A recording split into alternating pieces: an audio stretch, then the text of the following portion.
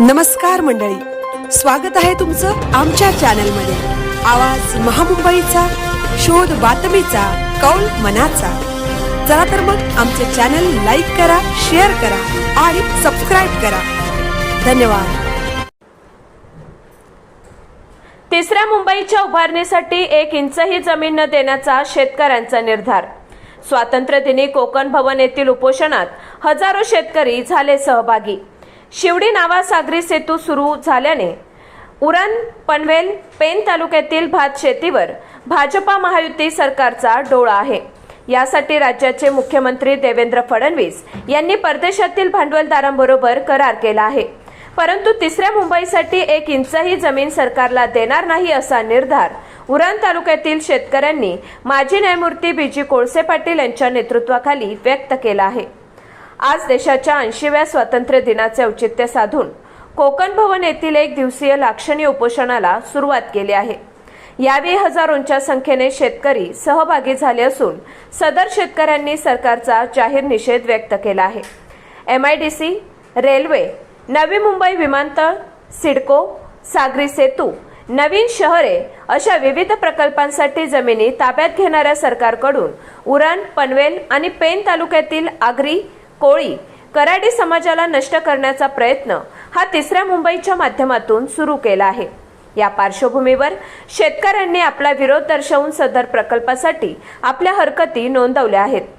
तरीही हे सरकार सदर शेतकऱ्यांकडून हुकुमशाही पद्धतीने जमिनी ताब्यात घेण्याचा प्रयत्न करत असल्याने या परिसरातील शेतकऱ्यांनी माजी न्यायमूर्ती बीजी कोळसे पाटील यांच्या नेतृत्वाखाली रस्त्यावरील आंदोलन उभारण्याचा निर्णय घेतला आहे।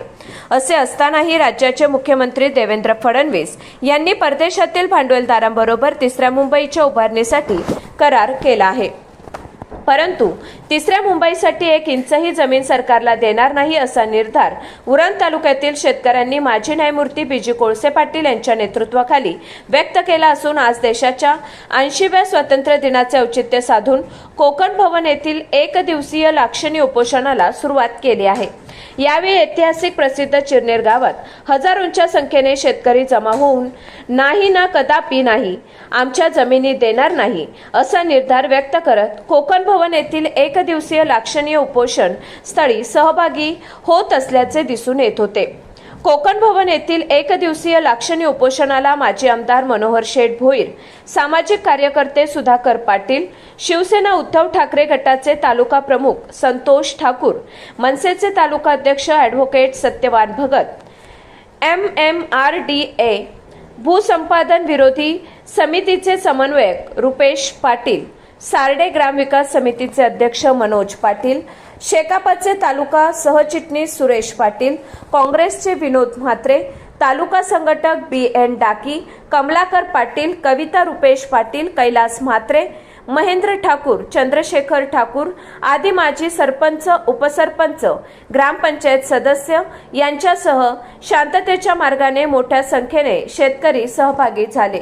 तरीही या प्रसंगी पोलीस प्रशासनाची एकच तारांबळ उडाली होती। आवाज महामुंबईचा चॅनलसाठी अनंत नारंगीकर, कोकण भवन।